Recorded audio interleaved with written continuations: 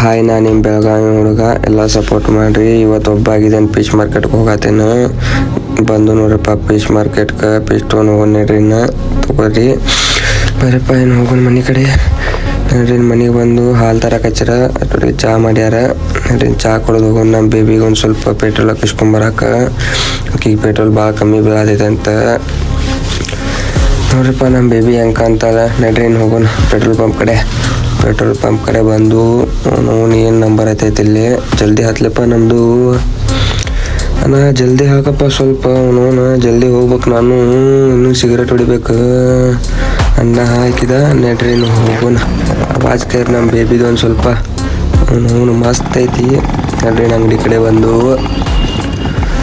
ನೋಡ್ರಿ, ಇನ್ನು ಸಿಗರೇಟ್ ಹೊಡೋಣಂತ ನಮ್ಮ ಬೇಬಿ ನೋಡ್ಕೊರ ಅಷ್ಟೊತ್ತನ ನೋಡ್ರಿ. ಸಿಗರೇಟ್ ಹೊಡೆದು ನೋಡ್ರಿ, ನಮ್ಮ ಮಮ್ಮಿನ ಒಂದು ಸ್ವಲ್ಪ ಬಿಟ್ಟು ಬರ್ಬೇಕಂತ ಹೋಟೆಲ್ ಕಡೆ. ಅದಕ್ಕೆ ಒಂದು ಸ್ವಲ್ಪ ಜಲ್ದಿ ಹೋಗೋದಾಯ್ತು. ಮನೆ ಕಡೆ ಜಲ್ದಿ ಹೊಂಟೇನಿ. ಬಂದು ನೋಡ್ಕ ಮನೆ ಕಡೆ.